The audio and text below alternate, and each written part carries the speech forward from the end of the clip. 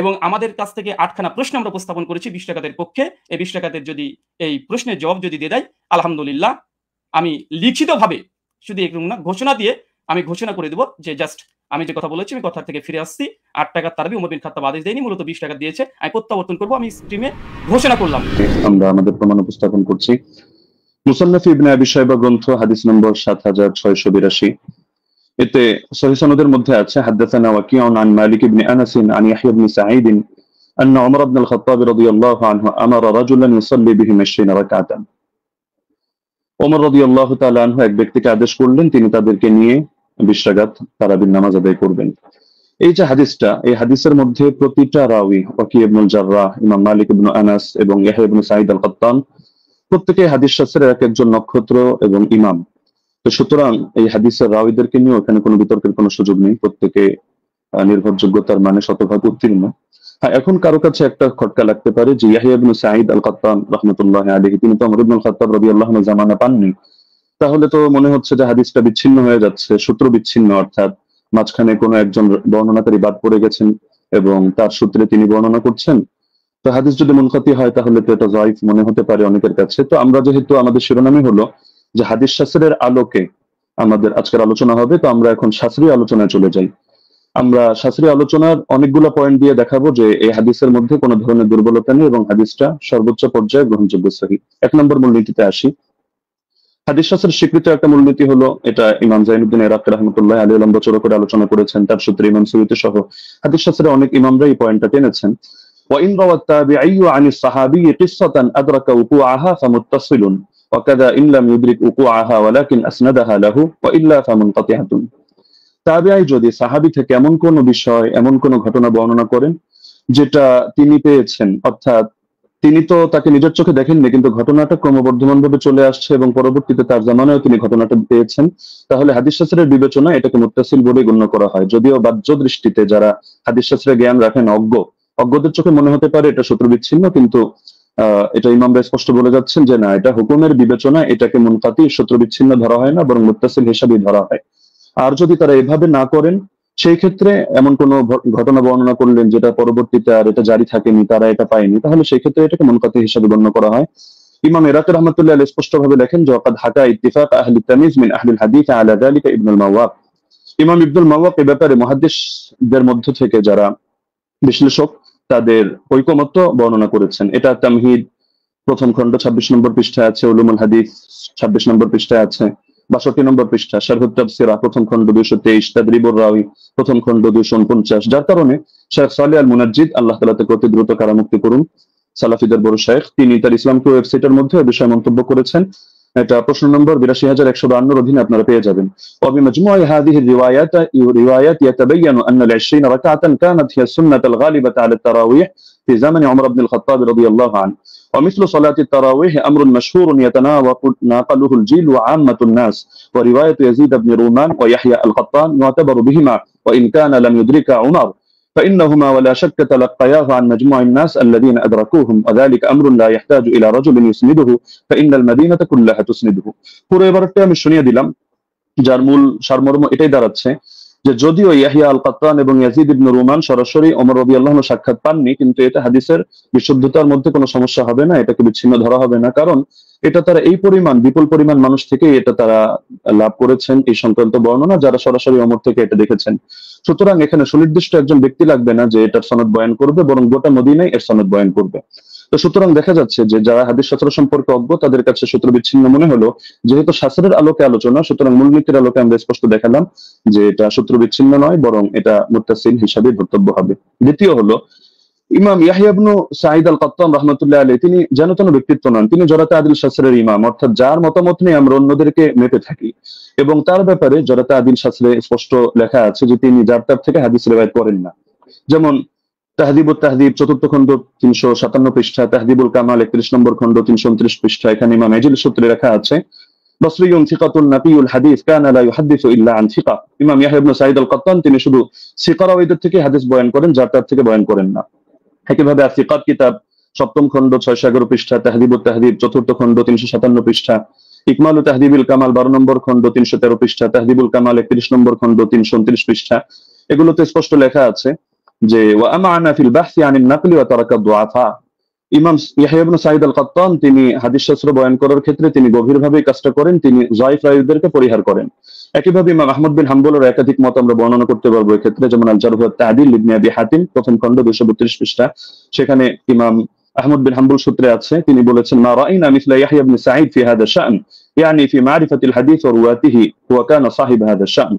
আমরা ইয়াহইয়া ইবনে সাঈদের মতো ব্যক্তি এই শাস্ত্রে দেখিনি, অর্থাৎ হাদিস জানা এবং হাদিসের বর্ণনাকারীদের ব্যাপারে জানা, তিনি এই ব্যাপারে বিশেষ পাণ্ডিত্যের অধিকারী ছিলেন।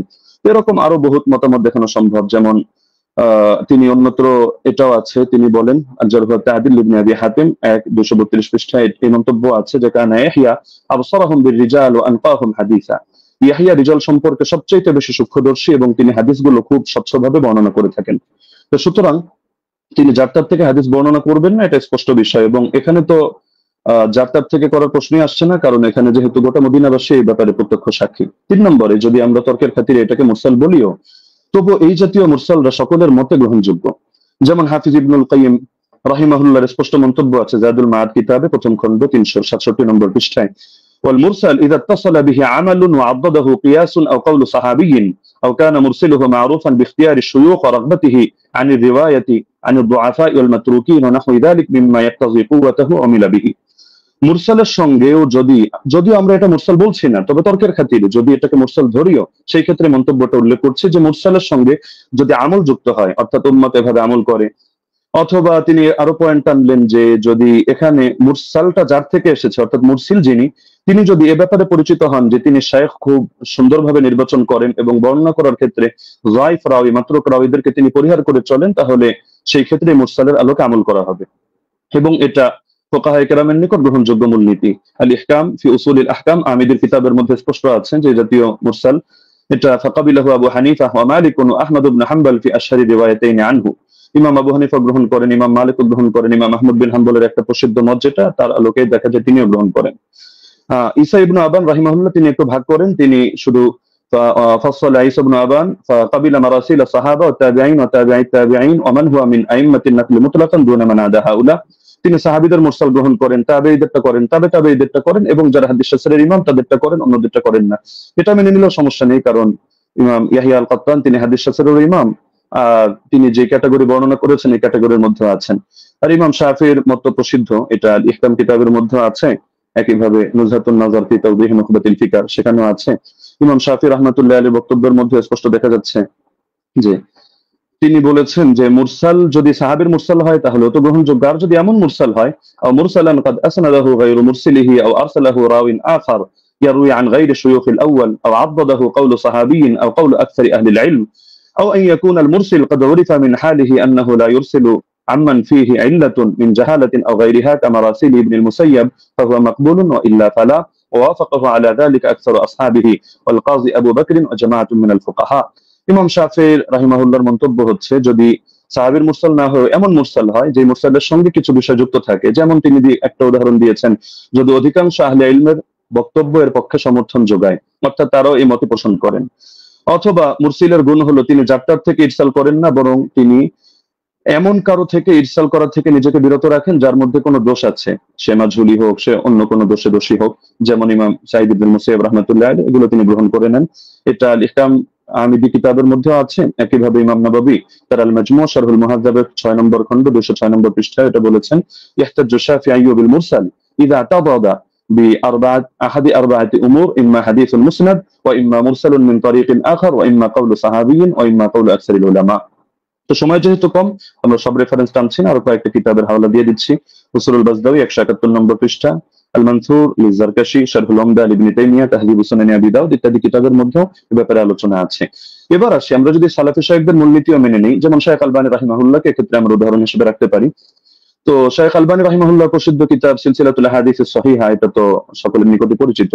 এখান থেকে 1422 নম্বর বর্ণনাটা আমি খুলে দেখার অনুরোধ করব, সেখানে দেখতে পাবেন আপনারা খুললে যে তিনি যে হাদিসটা বর্ণনা করেছেন একটা মুরসাল হাদিস, কিন্তু তিনি এটার ব্যাপারে মন্তব্য করছেন যে হাযা ইসনাদুল হাসান, এটা একটা হাসান সনদ।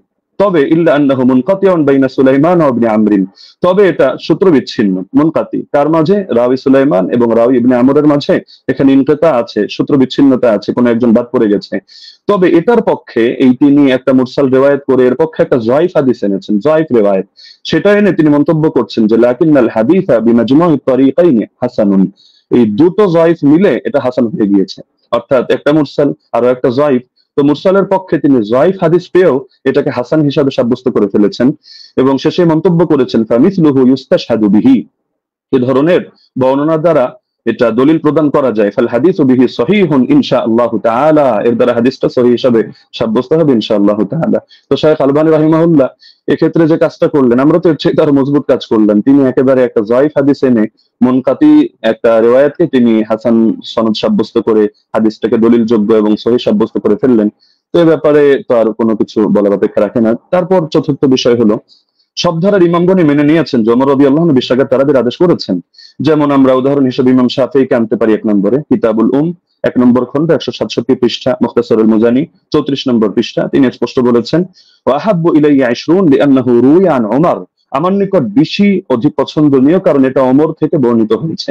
ইমাম তিরমিজি রাহমাতুল্লাহি আলাইহি সুনানে তিরমিজি হাদিস নম্বর 806 দ্বিতীয় খন্ড 158 নম্বর পৃষ্ঠা, এখানেও আছে ওয়া আকসারু আহলিল ইলমি আলা মা রুইয়া আন ওমর ওয়া আলী ওয়া গায়রিহিমা মিন আসহাবিন নবী সাল্লাল্লাহু আলাইহি ওয়াসাল্লাম 20 রাকাতান, অধিকাংশ আহলে ইলম এই মতে পোষণ করেন যে তারাবি 20 রাকাত, কেন? কারণ এটা ওমর থেকে, আলী থেকে এবং নবীর অন্যান্য সাহাবীদের থেকে রাদিয়াল্লাহু আনহুম বর্ণিত হয়েছে। শেখ বিন বাজ রাহমাতুল্লাহি আলাইহি সালাফিদের গ্রহণযোগ্য ব্যক্তিত্ব, আমরা মহব্বত করি, তিনি বলেন মাজমুউল ফাতাওয়া 11 নম্বর খন্ড 322 নম্বর পৃষ্ঠা ওয়া সাবাতা আনহুম আন্নাহুম সাল্লু বিআমরিহি 23, তাদের থেকে প্রমাণিত রয়েছে যে তারা ওমরের আদেশে তারা 23 রাকাত নামাজ আদায় করেছেন। শেখ সালেহ আল মুনাজ্জিদ তিনি বলেন যা আল আমরু আন ওমর আব্দুল খাত্তাব রাদিয়াল্লাহু আনহু বিসালাতিল 20 রাকাতান, ওমর রাদিয়াল্লাহু আনহু থেকে 20 রাকাতের ব্যাপারে আদেশ এসেছে। তো সালাফি শায়খ হয়েও তারা বিষয়টা মেনে নিয়েছেন। তো এর পক্ষে আরো কিছু প্রাসঙ্গিক বর্ণনা আছে যেটা শেখ সালেহ আল মুনাজ্জিদ তার islamqo.com এর মধ্যে অন্যান্য বর্ণনাগুলো এর পক্ষে প্রমাণ হিসেবে নিয়ে এসেছেন। সাইদ বিন ইয়াজিদের বর্ণনা, অন্যান্য বর্ণনা, সেটা আমরা আপাতত টানছি না, সেটা পরবর্তী আলোচনার মধ্যে আমরা আনবো। হ্যাঁ, লাস্ট যে পয়েন্টটা আমি বলবো যে আমরা তো স্পষ্টভাবে দেখালাম যে এর সনদের মধ্যেও দুর্বলতা নেই, মতনের মধ্যেও দুর্বলতা নেই, আর ইমামরা তো স্পষ্টভাবে বলে গিয়েছেন, যেমন খতিব বাগদাদী রাহমাতুল্লাহ আলাইহি এবং হাফিজ ইবনুল কাইয়িম রাহিমাহুল্লাহ বলে গিয়েছেন, কোন হাদিসের উপর যদি উম্মতের আমল থাকে, আল ফাকিহ আল মুতাফাক্কি 1 নম্বর খন্ড 473 পৃষ্ঠা আর রূহ 21 নম্বর পৃষ্ঠা, তাহলে সেই হাদিসটা অবশ্যই গ্রহণযোগ্য হবে। এক্ষেত্রে আরো স্পষ্ট বক্তব্য আমরা ইমাম সুয়ুতিরটা উল্লেখ করি, তিনি তাদরিবুর রাওয়ী কিতাবের মধ্যে এনেছেন 34 নম্বর পৃষ্ঠা, ইহকামু লিল হাদিস বিসিহহা, হাদিসের ব্যাপারে সহিহ হওয়ার হুকুম দেওয়া হবে ইদা তালাক্কাহুন নাসু বিল কবুল, যখন উম্মত সেটাকে কবুল করে নিবে এবং সেটা গ্রহণ করবে, ওয়া ইল্লাম ইয়াকুন লাহু ইসনাদুন সহিহ, এমনকি যদি তার সহিহ সনদ নাও থাকে তবুও হাদিসটা গ্রহণযোগ্য হবে। এমনকি হাফিজ ইবনে হাজার আসকালানী রাহমাতুল্লাহি আলাইহি আন-নুকাত আলা কিতাবি মুকদ্দিমাত ইবনে সালাহর মধ্যে স্পষ্ট এনেছেন, এটা আপনারা আন-নুকাত আলা কিতাব ইবনে সালাহর মধ্যে প্রথম খন্ড 494 495 পৃষ্ঠায় পাবেন যে মিন জুমলাতি সিফাতিল কবুল আল্লাতী লাম ইয়াতাআররাজ লাহা শাইখুনা ইয়াকসিদু যাইনাদ্দিন আল-ইরাকি আন ইয়াত্তাফিক আল-উলামা আলা আল-আমাল বিমাদলুল হাদিস ফাইন্নাহু ইউকবালু হাত্তা ইয়াজিব আল-আমালু বিহি ওয়া ক্বাদ সাররাহা বিযালিকা জামাআতুন মিন আইম্মাতিল উসুল, হাদিস গ্রহণযোগ্য হয় যে সমস্ত গুণের কারণে। এর অন্যতম একটা গুণ হলো যে আলেমরা এই হাদিসের বক্তব্যের আলোকে আমল করার ব্যাপারে একমত হয়ে যান। তো এরকম যদি হয় তাহলে সেই হাদিসটা অবশ্যই কবুল হয় এবং তার দ্বারা আমল করা আবশ্যক হয়ে যায়। এটা হাদিসের মূলনীতি সংক্রান্ত আলোচনা যারা করেছেন যে ইমামরা, তারা স্পষ্টভাবে এই ব্যাপারে বক্তব্য দিয়েছেন। তো এটা হাফিজ ইবনে হাজার আসকালানী রাহমাতুল্লাহির বক্তব্য। তো আলোচনা আরো দীর্ঘ করা যেত, বাকি সময় যেহেতু সংক্ষিপ্ত, আমরা যে পয়েন্টগুলো টানলাম, তো ব্রাদার রাহুল এর মধ্যে থেকে কোনো একটা পয়েন্ট টেনে তিনি যদি দেখাতে পারেন যে না এই শাস্ত্রের এই মূলনীতিগুলো ভুল বা এর আলোকে এটা প্রমাণিত হয় না, তাহলে আমরা তার প্রতি কৃতজ্ঞ থাকবো যে হাদিস শাস্ত্রের নতুন আরেকটা জিনিস অ্যাড হলো। তো সুতরাং আমরা শাস্ত্রের আলোকে দেখিয়ে দিলাম যে না ইমাম ওমর রাদিয়াল্লাহু তাআলা তিনি 20 রাকাত তারাবির আদেশ করেছেন। জাযাকুমুল্লাহু খাইরান।